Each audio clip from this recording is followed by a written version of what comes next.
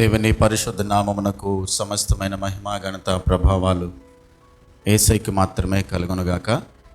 చేరువచ్చిన మీ అందరికీ మన ప్రభువును రక్షకుడైన యేసుక్రీస్తు శ్రేష్టమైన నామంలో ప్రత్యేకమైన వందనాలు తెలియజేస్తున్నాను. మనందరం కూడా ఈ విధంగా సజీవులుగా ఉండి ఆ గొప్ప దేవుని నామమును స్తుతించడానికి, ఆరాధించడానికి ఆ దేవాతి దేవుడు మన పట్ల చూపిన ఆయన కృపను బట్టి దేవునికి మహిమ కలుగునుగాక. మనము మలాకీ గ్రంథాన్ని ధ్యానం చేస్తూ ఉన్నాము. గత వారం మనం 3వ అధ్యాయము కంప్లీట్ చేసుకోవటం జరిగింది.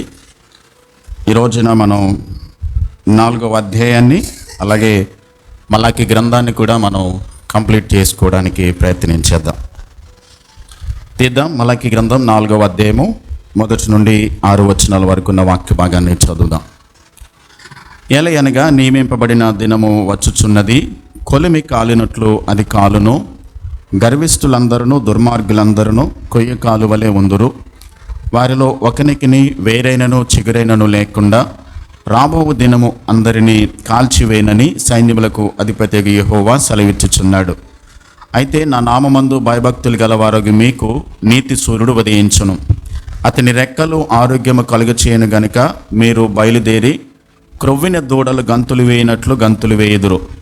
నేను నియమింపబో దినమున దుర్మార్గులు మీ పాదముల క్రింద ధూళి వలె ఉందురు. మీరు వారిని అనగదొరుక్కుదురని సైన్యములకు అధిపతిగా యెహోవా సెలవిచ్చుచున్నాడు. హోరేబు కొండ మీద ఇశ్రాయేలీయులందరి కొరకై నేను నా సేవకుడైన మోషేకు ఆజ్ఞాపించిన ధర్మశాస్త్రమును దాని కట్టడలను విధులను జ్ఞాపకము చేసుకునుడి. యెహోవా నియమించిన భయంకరమైన ఆ మహాదినము రాకమునుపు నేను ప్రవక్తయగు ఏలియాను మీ యొద్దకు పంపుదును. నేను వచ్చి దేశమును శపించకుండునట్లు అతడు తండ్రుల హృదయములను పిల్లల తట్టును, పిల్లల హృదయములను తండ్రుల తట్టును త్రిప్పును. ప్రార్థన చేద్దాం. ప్రేమ నమ్మకమైన మా ప్రియ పరలోకపు తండ్రి, కృపా కనికరములు కలిగినటువంటి గొప్ప దేవ, పరిశుద్ధుడు పరిశుద్ధుడని నిత్యము స్తుతింపబడుతూ ఆరాధింపబడుతున్నటువంటి మహోన్నతుడా మీకు స్తోత్రాలు ప్రభా. ఇంతవరకు మీ నామమును ఆరాధించడానికి, స్తుతించడానికి కృపనిచ్చావు తండ్రి. ఈ సమయంలో కొద్ది నిమిషాలు మీ వాక్యం నేర్చుకోవడానికి మీ పాద సన్నిధికి మేము వస్తుండగా మీ వాక్యము ద్వారా మీరు మాతో మాట్లాడండి. మీ వాక్యము మమ్మలను బ్రతికిస్తుంది, మా జీవితాలను సరిచేస్తుంది. మా జీవితాలలో మీ చిత్తాన్ని మేము ఎలా చేయాలో, మేము ఏ విధంగా ఈ లోకంలో మీకు మహిమ తెచ్చే బిడ్డలుగా బ్రతకాలో మీ వాక్యమే మాకు సహాయపడుతుంది ప్రభా. మీ వాక్యంలో నుండి ఈరోజు మాతో మాట్లాడండి, మమ్మలను బలపరచండి. మా ఆత్మీయ జీవితాన్ని వాక్యము ద్వారా తండ్రినైనా మేము సరిచూచుకుంటూ మీ వాక్యక్రమంలో నడిచే కృపనివ్వండి.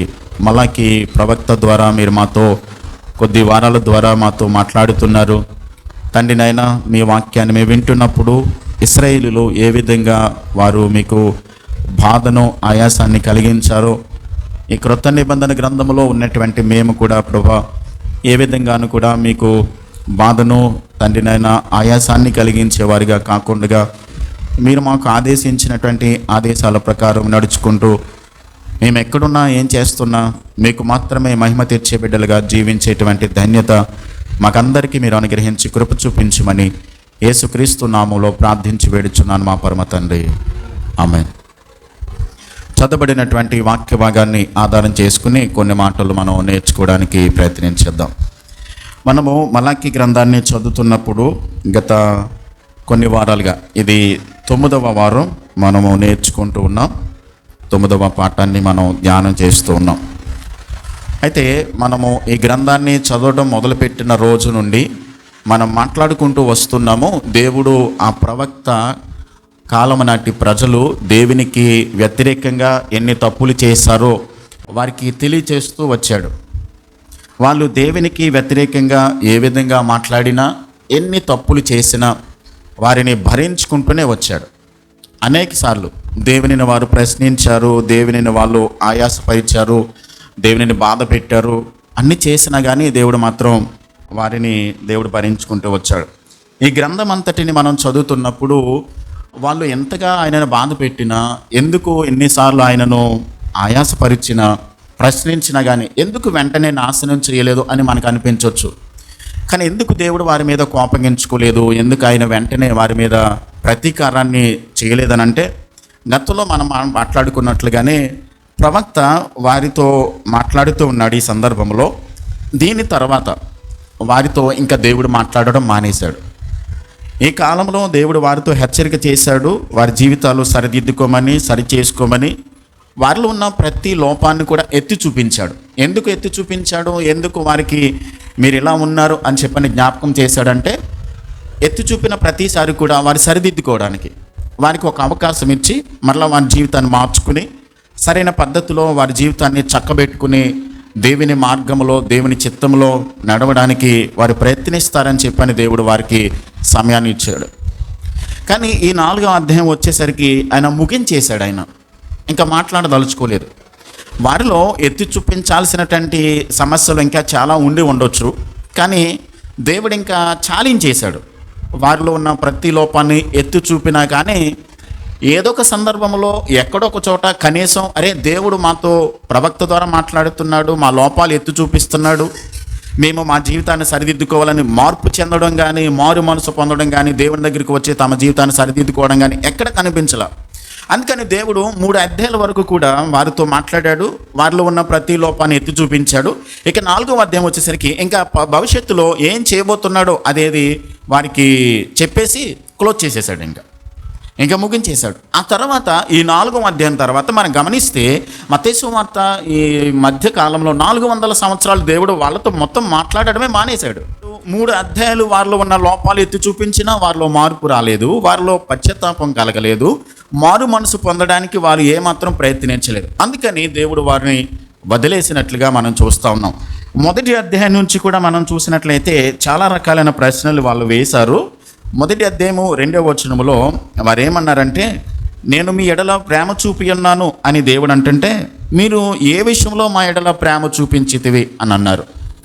మొదటి అధ్యాయము 6వ వచనంలో దేవుడు అన్నాడు, నేను తండ్రినైతే నాకు రావాల్సిన ఘనత ఏది అని దేవుడు అడిగితే వారేమన్నారంటే, ఏమి చేసి నీ నామమును మేము నిర్లక్ష్య పెట్టాము అని చెప్పని అన్నారు. అంతేకాదు మొదటి అధ్యాయం 7వ వచనంలో కూడా మీరు నా బలిపీఠమును అపవిత్రపరిచారు అని దేవుడు మాట్లాడుతూ ఉంటుంటే, నా భోజనపు బల్లను మీరు అపవిత్రపరిచారని దేవుడు మాట్లాడుతూ ఉంటుంటే, ఏమి చేసి మేము నిన్ను అపవిత్రపరిచామని చెప్పని వాళ్ళు మాట్లాడుతూ ఉన్నారు. 2వ అధ్యాయము 17వ వచనంలో కూడా దేవుడు వారితో మాట్లాడుతూ ఏమన్నాడనంటే, మీరు మీ మాటల చేత నన్ను ఆయాసపరిచారు అని దేవుడు అంటుంటే, ఏమి చేసి మేము ఆయాస పెట్టామయ్యా, దేని చేత మేము ఆయాస పెట్టామని చెప్పని వారు మాట్లాడుతూ ఉన్నారు. అలాగే 3వ అధ్యాయం 7వ వచనంలో మీరు నా దగ్గర దొంగతనం చేశారు, మీరు నన్ను అవమానపరిచారు, నా దగ్గర దొంగిలించారు అని చెప్పని అంటే వాళ్ళు అంటున్నారు, దేని దగ్గర ఏ విషయంలో మీకు దొంగతనం చేశామని 9వ వచనంలో అన్నారు. అలాగే 7వ వచనంలోనైతే మీరు నా కట్టడలను మీరు మీరి దేని విషయంలో మీ మీద తిరగాలి అని చెప్పని వారు మాట్లాడుతున్నారు. 3వ అధ్యాయం 13వ వచనంలో గత వారం మనం ధ్యానం చేసాం. వాళ్ళు గర్వపు మాటలు మాట్లాడారు, అహంకారపు మాటలు మాట్లాడారు, దేవుని మీద తిరుగుబాటు చేసే విధంగా వాళ్ళు మాట్లాడారు. కానీ వాళ్ళు ఏమన్నారంటే, అలా మాట్లాడినప్పటికీ కూడా దేని విషయంలో మేము గర్వపు మాటలు మాట్లాడాం, ఏమి చేసి నిన్ను మేము బాధ పెట్టాము అని చెప్పని వారు మాట్లాడుతూ ఉన్నారు. ఇలా మాట్లాడుతూ ప్రతి విషయంలోనూ కూడా దేవుని మీద వాళ్ళు తిరుగుబాటు చేస్తూ, దేవుని మీద వారు వ్యతిరేకంగా మాట్లాడుతున్నప్పటికీ కూడా దేవుడు ఏం చేశాడంటే ఇంకా తేల్చి చెప్పేశాడు. దుర్మార్గులు ఎవరు, దేవుని అనుసరించేవారు ఎవరు, నీతిమంతులు ఎవరు, దుష్టులు ఎవరు అనేది 2 సెపరేషన్ చేసేసాడు ఇక్కడ. అంటే ఇక్కడ దేవుడు ఏమనుకున్నాడంటే, ఆయనను నమ్మి ఆయనందు విశ్వాసం ఉంచి ఆయన మార్గంలో నడుస్తూ దేవుని చిత్తానికి లోబడేటువంటి వారు ఎవరైతే ఉన్నారో, దేవుని మార్గాలను అతిక్రమించి దేవునికి వ్యతిరేకంగా జీవించే ప్రజలు ఎవరున్నారో ఆయన 2 గుంపులుగా డివైడ్ చేసేశారు. ఇప్పుడు అంటున్నాడు దేవుడు, ఏ గుంపులో ఉండాలనుకుంటున్నారు మీరు? నీతిమంతుల గుంపులో ఉండాలనుకుంటున్నారా, లేకుంటే దుష్టులు, దుర్మార్గులు, గర్విస్తులు, నాకు వ్యతిరేకంగా మాట్లాడేటువంటి గుంపులో ఉండాలనుకుంటున్నారు? మీరే తేల్చుకోండి, మీరే నిర్ణయించుకోండి. ఎందుకంటే నేను చెప్పాల్సిందంతా చెప్పేశాను, నేను మాట్లాడాల్సిందంతా కూడా మాట్లాడేశాను. నేను మీకు మీలో ఉన్న లోపాలన్నిటిని కూడా, ఏదైతే బలహీనతలు ఉన్నాయో, ఏవైతే మీరు నాకు అవిధేయత చూపిస్తున్నారో ఆ విషయాలన్నీ మీకు మాట్లాడేశాను. కానీ ఇంకా మీరు తేల్చుకోవాల్సింది మీరే. ఎంత మాట్లాడినా మీలో ఏమాత్రం మార్పు రావట్లేదని చెప్పని దేవుడు వారిని హెచ్చరించి 4వ అధ్యాయాన్ని ఆయన ముగించినట్లుగా మనం చూస్తూ ఉన్నాం. ఇక 4వ అధ్యాయం వచ్చేసరికి ముగింపు మాటలు చెప్పి ఈ గ్రంథాన్ని ఎందుకు ముగించేశాడంటే వారు మార్పు చెందట్లేదు కాబట్టి ఇంకా వారిని దేవుడు వదిలేసినట్లుగా మనం చూస్తూ ఉన్నాం. కానీ ఒక్క మాట గమనించండి, ఏ తరంలోనైనా సరే, ఏ కాలంలోనైనా సరే, మనం ఆదికాండం నుంచి మొదలుకొని ప్రకటన గ్రంథం వరకు కూడా మనము ఇంతవరకు జరిగినటువంటి కాలంలో ఏదైతే ప్రజలను ఆయన నడిపించుకుంటూ వచ్చాడో, ఎన్నిక చేసుకున్నాడో, ప్రతి తరంలోనూ కూడా ఆయన కొరకు ఒక శేషాన్ని ఉంచుకుంటూ వచ్చాడు ఆయన. అంటే దేవునికి భయపడే వారిని, దేవునందు విశ్వాసం ఉంచేవారిని, దేవునందు భక్తి కలిగిన వారిని, కొన్ని కుటుంబాలను, కొంతమంది వ్యక్తులను దేవుడు ప్రత్యేకించుకుని ఆయన కొరకు సెపరేట్ చేసుకుంటూ వచ్చాడు. మీరు ఆది కాండంలో చూడండి, మనం 3వ అధ్యాయంలో పతనమైపోయిన స్థితిలో మనకి ప్రపంచం వచ్చేసింది. వివాహ వ్యవస్థ పతనమైపోయినప్పటికీ కూడా ఒక్క కుటుంబాన్ని దేవుడు ఎన్నుకున్నాడు, నోవహు కుటుంబాన్ని. అదే తరంలో హనోకు కనబడతాడు, దేవునితో నడిచేటువంటి ఒక వ్యక్తిని, ఒక కుటుంబాన్ని. పతనమైపోయినటువంటి ఆ సమాజంలో దేవునికి వ్యతిరేకంగా, వారి ఆలోచనల సహితం కూడా దేవునికి వ్యతిరేకంగా బ్రతుకుతున్న ఆ తరంలోనూ కూడా దేవుడికి తనకు ప్రత్యేకించుకున్నటువంటి మనుషులు కనబడుతూ ఉన్నారు. అలాగే ఆ తర్వాత తరంలో మోషే తర్వాత, అలాగే మోషే కాలంలో, తర్వాత మలాకీ కాలంలో కానివ్వండి, ప్రవక్తల కాలంలో, ఏలియా కాలంలో, ప్రతి కాలంలోనూ కూడా దేవుడు తనకు సంబంధించినటువంటి వ్యక్తులను కొంతమందిని ఆయన ప్రత్యేకించుకుని వారి ద్వారా దేవునికి మహిమ తెచ్చుకోవడానికి ఆయన ప్రయత్నం చేశాడు. ఎప్పుడు 4వ అధ్యాయంలో ఆయన దేని గురించి మాట్లాడుతున్నాడు అంటే తీర్పు గురించి మాట్లాడుతున్నాడు. తీర్పు గురించి ఆయన కంటిన్యూ చేస్తూ ఉన్నాడు. ఇది 2వ రాకడ గురించి ఆయన మాట్లాడినటువంటి మాటలు ఇవి. ఇక ఆయన వచ్చే రాకడలో ఏం జరగబోతుందో, పరిస్థితులు ఎట్లా ఉండబోతున్నాయో, నేనేం చేయబోతున్నానో, ఏం జరిగించబోతున్నానో అన్నది కూడా ఆయన వాళ్ళకి చెప్పేశాడు. అంటే ఆయన చెప్పిన తర్వాత, ఏం జరగబోతుందని చెప్పిన తర్వాత కూడా ఇంకా వాళ్ళు మార్పు చెందకపోతే, ఇంకా వాళ్ళ జీవితాన్ని మార్చుకోకపోతే గనక, వారి జీవితాలలో దేవుని కొరకు వాళ్ళు నమ్మకంగా దేవుని మహిమపరచాలి అనేటువంటి తపన వాళ్ళలో లేకపోతే గనక దేవుడు చేయాల్సినటువంటి కార్యం అని చేసుకుంటూ వెళ్ళిపోతాడు అని ఆయన స్పష్టంగా తన మనసులో ఉన్న దానిని ప్రవక్త ద్వారా వారికి తెలియచేసేసాడు 4వ అధ్యాయంలో. అప్పుడప్పుడు మనం చూస్తూ ఉంటాం, ఇక్కడ మనం 4వ అధ్యాయంలో ప్రభువు ఏం చెప్పాడనంటే, మొదటి వచనంలో ఏలయనగా నియమింపబడిన దినము వచ్చుచున్నది. నియమింపబడిన దినం అంటే ఇది 2వ రాకడను కూర్చున్నటువంటి 2వ రాకడలో జరగబోయేటువంటి దినము. అది ఒక్కరోజు మాత్రమే కాకపోవచ్చు, కేవలం 24 గంటలే అని మనం రోజులా అనుకోకపోవచ్చు, కానీ అది ఒక కాలాన్ని చూపించేటువంటి పరిస్థితిని మనం చూస్తూ ఉన్నాం. అది ఎప్పుడు జరగబోతుందో, ఏ క్షణాన జరగబోతుందో ఎవరికి తెలీదు. ఏ దినమో ఏ గడియో మనకి తెలియదు. కానీ ఒక రోజు అనేది మాత్రం దేవుడు ఖచ్చితంగా నియమించాడు. ఒక రోజు అనేది దేవుడు నిర్ణయించాడు. ఆ రోజున ఏం జరగబోతుందంటే, కొలిమి కాలునట్లుగా అది కాలుతుంది. గర్విష్ఠులందరూ, దుర్మార్గులందరూ కొయ్య కాలువలే ఉందురు. వారిలో ఒకనికి వేరైనను చిగురైనను లేకుండా రాబో దినము అందరినీ కాల్చివేనని సైన్యములకు అధిపతిగా యెహోవా సెలవిచ్చుచున్నాడు. ఈ మలాకీ గ్రంథము 4వ అధ్యాయంలో ఆయన స్పష్టంగా చెప్తున్నది ఏంటంటే, నేను ఒక దినాన్ని నియమించాను, ఒక రోజున నేను ఏర్పాటు చేశాను. ఆ రోజున నా మీద ఎవరైతే తిరుగుబాటు చేశారో, గర్విష్ఠులు, దుర్మార్గులు, వీళ్ళందరూ కూడా, నేను 3 అధ్యాయాల వరకు కూడా ఈ ప్రజలతో మీతో మాట్లాడుతూ వచ్చాను. తండ్రిగా నాకు ఇవ్వాల్సిన ఘనత మీరు నాకు ఇవ్వలేదు. యజమానిగా నేనున్నాను, కానీ యజమానికి మీరు ఇవ్వాల్సినటువంటి ఘనతను మీరు ఇవ్వలేదు. అంతేకాదు, మీకు దేవుడిగా ఉన్నాను, కానీ మీరు నన్ను దేవునిగా ఎన్నడూ కూడా గౌరవించలేదు అని చెప్పని దేవుడు మాట్లాడుతూ ఈ 4వ అధ్యాయంలో ఏం చెప్తాడనంటే, మీరు అన్నారు కదా గతంలో గర్విష్ఠులను దేవుడు ప్రేమిస్తున్నాడు, అహంకారులను, దుర్మార్గులను పట్టించుకున్నాడు, చెడ్డవాళ్ళకే, దుర్మార్గులకే రోజులు బాగున్నాయి, కానీ నీతిగా బ్రతికే మాకు ఏం జరిగింది, నువ్వు మాకేమి ఇచ్చావు అని చెప్పని వాళ్ళు దేవుని ప్రశ్నించారు. మీరు అనుకుంటున్నారు దుర్మార్గులకు మంచి రోజులు ఉన్నాయని, మీరు అనుకుంటున్నారు దుర్మార్గులను నేను ప్రేమిస్తున్నాను. ఈరోజు నేను చెప్తా ఉన్నాను, దుర్మార్గులు, గర్విష్ఠులు అందరూ కూడా కొయ్య కాలువలే కాలిపోయేటువంటి రోజు ఒకటి నేను నియమించాను, అది రాబోతుంది అని చెప్పని దేవుడు వీళ్ళతో స్పష్టంగా క్లియర్గా చెప్తా ఉన్నాడు. 2 గుంపులుగా డివైడ్ చేస్తున్నారు. మీరు దేవునిని వెంబడించేటువంటి గుంపులో ఉంటారా, లేకుంటే దుర్మార్గులు, లేకుంటే నా మీద తిరుగుబాటు చేసేటువంటి అహంకారులుగా బ్రతికేటువంటి గుంపులో ఉంటారా? ఆ గుంపులో కనుక మీరు ఉన్నట్లయితే ఒక దినాన్ని నేను నియమించాను, ఆ రోజున ఖచ్చితంగా అగ్ని చేత సమస్తాన్ని నేనేం చేయబోతున్నాను, కాల్చివేయబోతున్నాను. మనము చూస్తూ ఉంటాం, కంసాలి వాళ్ళు ఉపయోగించేటువంటి కొలిమి ఉంటుంది కదండి, కంసాలి కొలిమి ఉంటుంది. కంసాలి కొలిమి ఎందుకు వాడతాడు?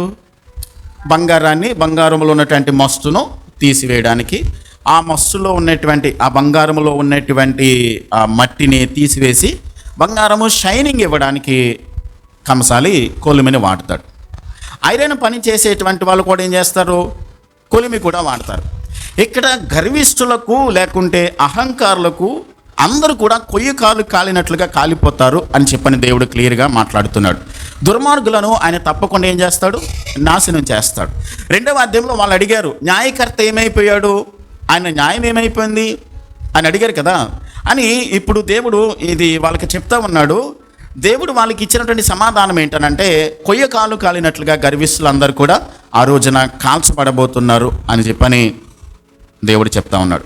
ఎప్పుడైనా అగ్ని ప్రమాదం జరిగిందనుకోండి, ఇల్లు కాలిపోయింది అనుకోండి, కాలిపోయిన తర్వాత మనం చూసుకుంటాం ఏమన్నా మిగిలిందేమో, ఎక్కడైనా ఏమన్నా ఇది మిగిలిపోయింది, ఇది కాలుకోకుండా పలానా వస్తువు పలానాది మిగిలింది అనుకుంటాం కదండి. పొలాలు కాలిపోయినప్పుడు వెతుక్కుంటాం వెళ్ళి, ఇది కాలేదని, మిగిలింది ఏమైనా ఉందని. ఇక మిగిలింది ఇది కాలిపోయిందని చెప్పని మనం మాట్లాడుకుంటాం. అక్కడ ఏమీ లేదండి. ఇక్కడ చెప్పబడుతున్నటువంటి మాట, ఇంకా ఏది మిగలదు. ఆయన 2వ రాకడలో ఆయన దహించే అగ్నిగా రాబోతున్నాడు కాబట్టి ఇది మిగిలింది, ఇది శాశ్వతంగా ఉంటుందని చెప్పుకోవడానికి ఇంకేమీ ఉండదు. ఆయన మొదలుపెట్టాడు, ఆయన అగ్నికి ఆహుతి చేయడం మొదలుపెట్టాడు. పంచభూతాలు లయం కాబోతున్నాయి ఆ రోజున. ఏది కూడా ఆ రోజున శాశ్వతం అనేది మిగలదు. పంచభూతాలన్నిటిని కూడా ఆయన లయం చేసేబోతున్నాడు. ఆయన ఉగ్రతకు తాళగలిగినటువంటి వాడు ఎవడు కూడా లేడు అనే ఆ సత్యాన్ని వాక్యం మనకి స్పష్టంగా చెప్తుంది. కొంతమంది అనుకోవచ్చు, దేవుని ఉగ్రత ఆలస్యం అవుతుంది. దేవుడు అన్నాడు, మా చిన్నప్పటి నుంచి చెప్తున్నారండి, యేసుప్రభు రాబోతున్నాడు, యేసుప్రభు వస్తాడండి, చిన్నప్పటి నుంచి ఆయన మాట్లాడుతూ ఉన్నాడండి, చాలామంది చెప్పారండి యేసుప్రభు వస్తాడు, సిద్ధంగా ఉండండి, యేసుప్రభు వస్తున్నాడు, సువార్త నమ్మండి, మారు మనసు పొందండి అని చెప్తూ ఉన్నారు. ఎప్పుడు ఎంతకాలం అయినా కానీ ఆయన రావట్లేదు అని చెప్పని మనం అనుకోవచ్చు. కానీ ఒక మాట వాస్తవం ఏంటనంటే, ఆయన ఎందుకు ఆలస్యం చేస్తున్నాడనంటే, అందరూ అంతటా మారు మనసు పొందాలని వారి కొరకు ఏం చేస్తున్నాడు? ఆయన దీర్ఘశాంతము చూపిస్తున్నాడు.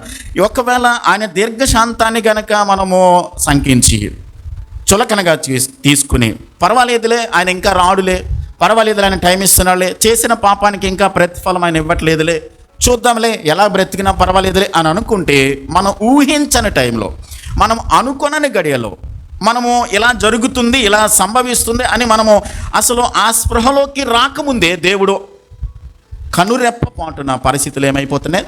తారుమారు కాబోతున్నాయి. అదే చెప్తున్నాడు. మొదటి వచనములో మనం చూసినట్లయితే, అలాగే 3వ వచనంలో కూడా ఆయన ఏం చెప్పాడనంటే, నేను నియమింపబోవు దినమున దుర్మార్గులు మీ పాదముల క్రింద ధూళివలే ఉందురు, మీరు వారిని అనగదొక్కుదురని సైన్యములకు అధిపతి యెహోవా సెలవిచ్చుచున్నాడు. మొదటి వచనంలో నియమింపబడిన దినము వచ్చుచున్నది, అది కొలిమి కాలును. గర్విష్ఠులు, దుర్మార్గులు అందరూ కూడా కొయ్య కాలువలే ఏం చేయబడతారు? కాల్చివేయబడతారు అని చెప్తా ఉన్నాడు. మనం 2 రకాలుగా దీనిని చూడొచ్చు. యెహోవా దినము, నియమింపబడిన దినము అని అనుకున్నప్పుడు, చాలామంది ప్రవక్తలు దేవుడు తన ప్రజలైనటువంటి ఇశ్రాయేలుల దగ్గరికి పంపించినప్పుడు వాళ్ళు పాపంలో బ్రతుకుతుండగా వారిని హెచ్చరిక చేసి, వారికి దేవుని మాటలు చెప్పి మీ పద్ధతి మార్చుకోమని చెప్పినప్పుడు వాళ్ళు మార్చుకోకపోయినప్పుడు ఉగ్రత కొన్ని సందర్భాల్లో వెంటనే దిగి వచ్చింది. ప్రవక్తలు జీవించిన కాలంలో దేవుని మాటను నిర్లక్ష్యం చేసినప్పుడు వెంటనే ఉగ్రత వచ్చింది. అది ఒక కాలాన్ని చూపిస్తూ ఉంది. రెండవది ఏంటంటే, దేవుడు ఇప్పుడు మరలా హెచ్చరిక చేస్తున్నాడు. ఒక్కొక్క సమయం నియమించాడు. ఆ దినమున ఇప్పుడు చెప్పిన మాటలను కనుక మనం నిర్లక్ష్యం చేస్తే మరొక దినాన్ని ఆయన నిర్ణయించాడు. ఆ రోజున సమస్తమును కూడా ఆయన ఏం చేయబోతున్నాడు? ఉగ్రత దినమునకు దానిని అప్పగించబోతున్నాడు. గర్విష్ఠులు, దుర్మార్గులు, పాపాత్ములకు శిక్ష దినముగా దానిని అంతమొందించేటువంటి దినముగా దేవుడు చూపిస్తూ ఉన్నాడు. దేవుడు దానిని ఏ విధంగా చూపించాడు, దేవుడు దానిని ఏ విధంగా చేయబోతున్నాడు అన్నది కొన్ని వచనాలు చదువుదాం. యోవేలు గ్రంథం 2వ అధ్యాయము 11వ వచనాన్ని చదువుదాం. యోవేలు గ్రంథము 2వ అధ్యాయము 11వ వచనం.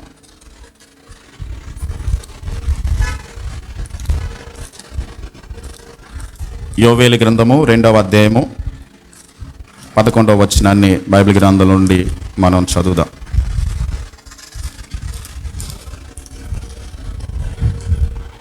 ఏడు 753వ పేజీలో ఉంటుంది. పాత నిబంధనలో 753వ పేజీ, 2వ అధ్యాయము 11వ వచనం. యెహోవా తన సైన్యమును నడిపించుచు ఉరుము వలె గర్జించుచున్నాడు. ఆయన దండు బహు గొప్పదై ఉన్నది. ఆయన ఆజ్ఞను నెరవేర్చున్నది బలము గలది. యెహోవా దినము బహుభయంకరమైనది, దానికి తాళగలవాడెవడు? యెహోవా దినం ఎలాంటిది? భయంకరమైనది. దాన్ని తట్టుకోగలిగిన వారెవ్వరు కూడా లేనేలేరు. 2వ అధ్యాయం 31వ వచనంలో కూడా, యోవేలు గ్రంథము 2వ అధ్యాయం 31వ వచనంలో కూడా, యెహోవా యొక్క భయంకరమైన ఆ మహాదినము రాకముందు సూర్యుడు తేజోహీనుడగును, చంద్రుడు రక్తవర్ణమగును. యెహోవా సెలవిచ్చినట్లు సియోను కొండల మీదను యెరూషలేములోను తప్పించుకుని వారందరూ శేషించిన వారిలో యెహోవా పిలిచేవారు కనబడదురు. ఆ దినమున యెహోవా నామమును బట్టి ఆయనకు ప్రార్థన చేయవారందరూ రక్షింపబడతారు. కాబట్టి దేవుని వాక్యం చెప్తా ఉంది, యెహోవా దినమును భయంకరమైన దినము, దానిని తాళగలిగిన వాడు ఎవడో లేడు, దాన్ని తట్టుకోగలిగిన వారు ఎవ్వరూ లేరు. ఆ దేవుడు ఈ రోజున మొదటి రాకడలో ఆయన వచ్చినప్పుడు గొర్రెపిల్లగా వచ్చాడు రక్షించడానికి. ఆయన మనుషులందరూ పాపంలో బ్రతుకుతున్నప్పుడు వారిని విడిపించడానికి, పాపము నుండి విడిపించి నీతిమంతులుగా చేసి పరలోక రాజ్యానికి తీసుకుని వెళ్ళడానికి ఆయన సాధువుగా వచ్చాడు, లేకుంటే గొర్రెపిల్లగా వచ్చాడు, తగ్గించుకుని వచ్చాడు, రిక్తునిగా చేసుకున్నాడు. 2వ రాకడలో రాబోతున్నాడు. ఆయన గొర్రెపిల్లలా రాడు. ఎలా వస్తాడు? యూదాగోత్రపు సింహము వలె రాబోతున్నాడు, ఖడ్గం పట్టుకుని రాబోతున్నాడు, ఉగ్రత కుమ్మరించడానికి రాబోతున్నాడు. ఆ రోజున తట్టుకోగలిగినటువంటి వారెవ్వరూ లేనేలేరు. జెఫన్యా గ్రంథము 1వ అధ్యాయం 4వ వచనాన్ని చదువుదాం. జెఫన్యా గ్రంథం 1వ అధ్యాయం 14వ వచనం కూడా చదువుదాం. 773వ పేజీలో ఉంటుంది. జెఫన్యా గ్రంథము 1వ అధ్యాయము 14వ వచనం. జెఫన్యా గ్రంథం 1వ అధ్యాయం 14వ వచనం. యెహోవా మహాదినము సమీపమాయను, యెహోవా దినము సమీపమై అతి శీఘ్రముగా వచ్చుచున్నది. ఆలకించుడు, యెహోవా దినము వచ్చుచున్నది. పరాక్రమశాలురు మహారోదనము చేయుదురు. ఆ దినము ఉగ్రత దినము, శ్రమయు ఉపద్రవమును మహానాశనమును కమ్ము దినము. అంధకారమును గాఢాంధకారమును కమ్ము దినము, మేఘములను గాఢాంధకారమును కమ్ము దినము. ఆ దినమున ప్రాకారములు గల పట్టణముల దగ్గరను ఎత్తైన గోపురముల దగ్గరను యుద్ధ ఘోషణయు బాకానాదమును వినబడును. జనులు యెహోవా దృష్టికి పాపము చేసిరు కనుక నేను వారి మీదకి ఉపద్రవము రప్పించబోచున్నాను. దేవుడు అంటున్నాడు, నేను ఉగ్రత రప్పించబోతున్నాను. ఈ మాటలు వింటున్నప్పుడు ఒక్కసారి మనం అర్థం చేసుకున్నట్లయితే, ఎవరైతే క్రీస్తునందు రక్షింపబడి దేవుని బిడ్డలుగా, దేవుని సొత్తుగా అంగీకరించబడ్డారో వారు తప్పించబడతారు ఖచ్చితంగా. కానీ దేవునికి వ్యతిరేకంగా జీవించేటువంటి వారు, దేవుని అంగీకరించినటువంటి వారు యెహోవా మహాదినము కొరకు ఎదురు చూడాల్సిందే. ఎవ్వరు తప్పించుకోలేరండి, ఎవ్వరు దానిని తట్టుకోలేరు. ఆ మహాదినము రాబోతుంది. అది ఖచ్చితంగా దేవుని వాక్యము నొక్కి వక్కానించి చెప్తుంది. దాని గురించి ఆలోచించకుండా సిద్ధపడుకోకపోతే కనుక మనం దొరికిపోతాం. ఎవ్వరు తప్పించుకోలేరు. ఆ రోజున మనలో ఏ ఒక్కరు కూడా తప్పించుకోలేరు. మనకు ఎంత జ్ఞానమైనా ఉండొచ్చు, లేకుంటే ఎంత ఆస్తిపాస్తులైనా ఉండొచ్చు. లోకంలో, ప్రపంచంలో చాలామందికి చాలా పెద్ద హోదాలు ఉండొచ్చు. ఎలాంటి అధికారి అయినా, ఎలాంటి జ్ఞానవంతుడైనా, ఎలాంటి ఫిలాసఫర్ అయినా సరే, దేవుని ఉగ్రత మహాదినాన్ని ఎవ్వడు కూడా తప్పించుకోలేడు, దాటుకోలేడు, దొరికిపోవాల్సి వస్తుంది. సర్వసాధారణంగా కొంతమంది మనకి పుట్టినరోజు వస్తుంది అని అనగానే కొంతమంది ప్రిపేర్ అవుతారు బర్త్డే కోసం. పెళ్లి రోజు వస్తున్నట్లయితే దానికోసం మనం సిద్ధపడతాం. కానీ వాటికంటే ప్రాముఖ్యంగా మనం సిద్ధపడవలసింది ఏంటంటే, దేవుని రాకడ వస్తుంది, దాని కొరకు మనం అందరము సిద్ధపడి ఉండాలి. అందరూ సిద్ధపడి ఉండాలి. మన మనసాక్షి మనల్ని మనం ఒకసారి చెక్ చేసుకోవాలి. నేను నిజంగానే దేవుని రాకడ కొరకు సిద్ధపడి ఉన్నానా? మన మనసాక్షి చెప్తుంది మనకి, మనము దేవుని ఎలా ఉన్నాం, మనకి దేవునికి సరైన సంబంధం ఉందా, దేవునికి మనకి సరైనటువంటి సత్సంబంధంలోనే, సరైనటువంటి విధానంలోనే కొనసాగుతున్నామా? మన మనసాక్షి ఒకవేళ దేని విషయంలోనైనా సరే మనలను దోషారోపణ చేస్తూ ఉంటుంటే, ఈ విషయంలో నీవు దేవునికి దూరంగా ఉన్నావు, దేవునికి వ్యతిరేకంగా ఉన్నావని మన మనసాక్షి మనల్ని గద్దిస్తున్నప్పుడు మనం గుర్తించాలి, మనం ఇంకా దేవుని రాకడకు సిద్ధంగా లేము. కాబట్టి ఆయన రాకడ కొరకు మనం ఏం చేయాలి? సిద్ధపడాలి.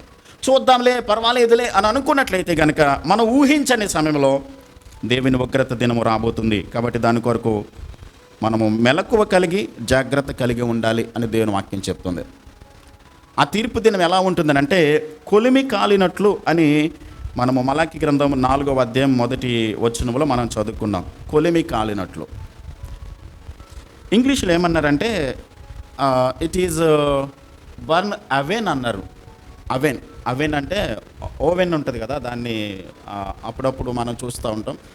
అవెన్లా కాలుతూ ఉంటుంది. అంటే ఎక్కువగా ఈ ప్రాంతంలో ఉన్నదో లేదో తెలీదు, రంజాన్ కాలంలో ఏం చేస్తారంటే ఒక మట్టి లాంటిది దిమ్మలా చేసి దాన్ని భయంకరమైనటువంటి మంట పెడతారు, రొట్టెలు చేసి దాన్ని గోడకు అంటిస్తాడనమాట. ఆ వేడికి అది కాలుతుంది.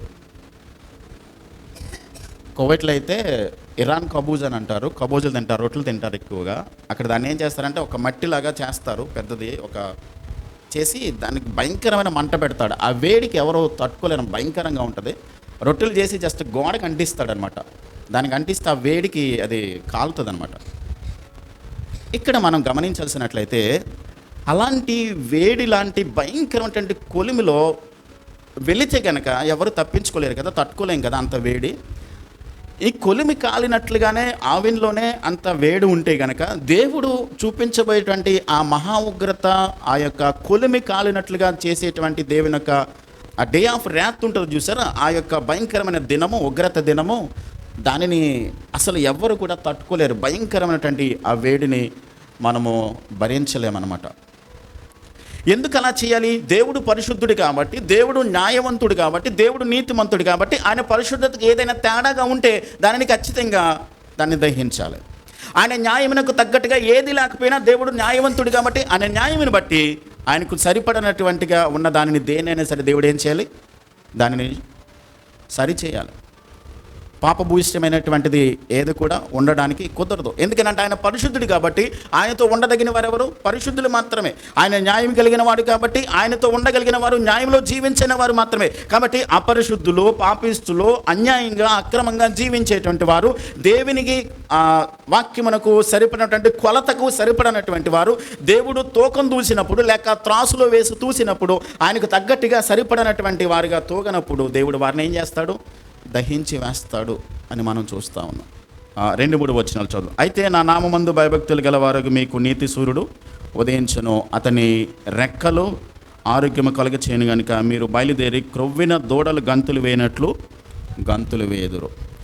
ఒకప్పుడు ఆయన సొంత బిడ్డలనేటువంటి చెప్పబడినటువంటి వారిని దేవుడు ఏం చేశాడనంటే, మనము మాట్లాడుకున్నాం 2-3 అధ్యాయాల్లో మనం చదువుకున్నప్పుడు, కంసాలి ఏం చేస్తాడు? వెండిని కానీ బంగారాన్ని కానీ కొలిమిలో వేసి ఆ మట్టిని తీసివేసి అది షైనింగ్ రావడానికి దానిని పుటము వేస్తాడు. ఒకప్పుడు దేవుడే చెప్పాడు, నేను మిమ్మలను పుటము వేశాను, నా మాట కంసాలి వంటి అగ్ని వంటిది కాదా, చాకలి వాణి సబ్బు వంటిది కాదా. అంటే వారిలో ఉన్నటువంటి మస్సును, మలినాన్ని, అపవిత్రతను తీసివేయడానికి దేవుడు ఎంతవరకు వారిని గద్దించాలో ఒక తండ్రిగా, ఎంతవరకు వారికి క్రమశిక్షణ, డిసిప్లిన్ చేయాలో అంతవరకు డిసిప్లిన్ చేశారు. కానీ ఆ డిసిప్లిన్ చేసిన దానికి ఇప్పుడు దేవుడు చూపించబోయేటువంటి ఉగ్రతకు చాలా తేడా ఉంది. అప్పుడు కొలిమిలో వేసినప్పుడు మనలను సరిచేయడానికి ఉపయోగించినటువంటి కొలిమి, ఇప్పుడు మాత్రము పూర్తిగా నాశనం చేయడానికి ఉపయోగించేటువంటి కొలిమి. 2 రకాలైనటువంటి కొలిమిలు కనబడుతున్నాయి. ఒకప్పుడు ఇశ్రాయేలీయులను సరిచేయడానికి, సరిదిద్దడానికి, వారి ప్రవర్తనను మంచి దారిలో లేకుంటే క్రమశిక్షణలో పెట్టి వారిని మంచి దారిలోకి తీసుకుని రావడానికి చేసినటువంటి ప్రయత్నమే కొలిమి. కంసాలి వలె ఆయన అగ్నిలో పుటము వేశాడు, సాకలి వాని చబ్బు వలె శుద్ధి చేశాడు. కానీ ఇప్పుడు మాత్రం ఆయన ఏం చెప్తాడనంటే, నేను భయంకరమైనటువంటి దినం రాబోతుంది, ఆ కొలిమిలో ఆయన దుర్మార్గులను, ఆయనను తిరస్కరించిన వారిని ఆయన ఏం చేస్తాడు? కాల్చి వేస్తాడు. అదే అగ్ని వారిని ఏం చేస్తుంది? దహించి వేయబోతుంది. కొన్ని వచనాలు చదువుదాం. ఇర్మియా గ్రంథము 3వ అధ్యాయము 20వ వచనం చదువుదాం. జెర్మయా 7:20లో ఇర్మియా గ్రంథము 7వ అధ్యాయము 20వ వచనం. అందువలన ప్రభువగు యెహోవా ఎలాగూ సెలవిచ్చుచున్నాడు, ఈ స్థలము మీదను, నరుల మీదను, జంతువుల మీదను, పొలముల చెట్ల మీదను, భూమి పంట మీదను నా కోపమును, నా ఉగ్రతను కుమ్మరించెదను. ఆర్పశక్యము కాకుండా అది మండుతుంది, ఎవరు దాన్ని ఆర్పలేరు. ఓబద్య గ్రంథం 1వ అధ్యాయం 18వ వచనంలో కూడా, ఓబద్య గ్రంథము 1వ అధ్యాయము 18వ వచనం, మరియా యాకోబు సంతతి వారు అగ్నియు, యోసేపు సంతతి వారు మంటయు అగుదురు, యాసావు సంతతి వారు వారికి కొయ్యకాలుగా ఉందురు. యాసావు సంతతి వారిలో ఎవడునూ తప్పించుకొనకుండా యోసేపు సంతతి వారిలో మండి వారిని కాల్చుదురు. కాబట్టి ఆ దినాన్న యాసావు సంతతి వారు ఆయనను వ్యతిరేకించారు, దేవునికి వ్యతిరేకంగా వారు ప్రవర్తించారు. కాబట్టి వారిని నేను నాశనం చేయబోతున్నాను అని చెప్పాను అంటున్నాడు. కేవలం పాత నిబంధనలో ఉన్నటువంటి ప్రవక్తల ద్వారా దేవుడు మాట్లాడడమే కాదు, క్రొత్త నిబంధన గ్రంథంలో బాప్తిసమిచ్చి యోహాను ఆయన వచ్చినప్పుడు ఆయన సువార్త ప్రారంభించడానికి ముందుగా ఆయన చెప్పిన మాట ఏంటనంటే, పరలోక రాజ్యం సమీపించింది, మీరు మారు మనసు పొంది రక్షణ పొందండి. చదువుదాం చూడండి. మత్తయి సువార్త 3వ అధ్యాయంలో బాప్తిసమిచ్చే యోహాను ఆయన సువార్త ప్రకటించడం ఎలా ప్రారంభించాడు, ఆయన ఎలా చేశాడు, ఏ విధంగా ఆయన ప్రకటించాడో చూద్దాం. మత్తయి సువార్త 3వ అధ్యాయము 11వ వచనం నుండి చదువుతున్నాను. ఇదిగో గొడ్డలి చెట్టు వేరిన ఉంచబడి ఉన్నది గనుక మంచి ఫలము ఫలింపని ప్రతి చెట్టును నరకబడి అగ్నిలో వేయబడును. మారు మనసు నిమిత్తము నేను నీళ్ళలో మీకు బాప్తిసం ఇచ్చుచున్నాను, అయితే నా వెనుక వచ్చుచున్నవాడు నాకంటే శక్తిమంతుడు, ఆయన చెప్పులు మోయిటికైనను నేను పాత్రుడని కాను. ఆయన పరిశుద్ధాత్మలోను అగ్నిలోను మీకు బాప్తిసం ఇచ్చును. ఆయన చేతిలో ఉన్నది, ఆయన తన కళ్ళమును బాగుగా శుభ్రము చేసి గోధుమలను కొట్టులో పోసి ఆరని అగ్నిలో ఏం చేయబోతున్నాడు, పొట్టును కాల్చివేయబోతున్నాడు. కాబట్టి ఇప్పుడు మనము పొట్టులా ఉన్నామా, లేకుంటే ఆయన కొట్టులో చేర్చబడేటువంటి గింజల్లాగా ఉన్నామా అనేది మనమే చెక్ చేసుకోవాలి. మొదటి కీర్తనలో దావీదు చెప్తా ఉంటాడు, నీటి కాలువల యోరను నాటబడినటువంటి చెట్టు వలె నీతిమంతుడు ఉంటాడు, కానీ దుష్టుడు లేకుంటే దేవుని మార్గానికి వ్యతిరేకంగా జీవించేవాడు ఎలా ఉంటాడు, గాలి చెదరగొట్టు పొట్టి వలె ఉంటాడు. నీతిమంతుల సభలో పాపులు నిలవలేరు. కాబట్టి నీతిమంతుల మార్గము యెహోవాకు తెలియను, కాబట్టి దుష్టుల మార్గము అది నాశనానికి ఏం చేస్తుంది, నడిపిస్తుంది. కాబట్టి మనము చెక్ చేసుకుందాం. మనం ఈరోజు మలాకి గ్రంథాన్ని బట్టి 4వ అధ్యాయంలో నేను చెప్తున్నానంటే, దేవుడు మహాదినమును ఆయన నియమించాడు. కాబట్టి మనము ఏ గుంపులో ఉంటాం, దుర్మార్గులు, గర్విష్ఠులు, లేకుంటే దేవునికి వ్యతిరేకంగా బ్రతికేటువంటి వారి గుంపులో ఉంటామా?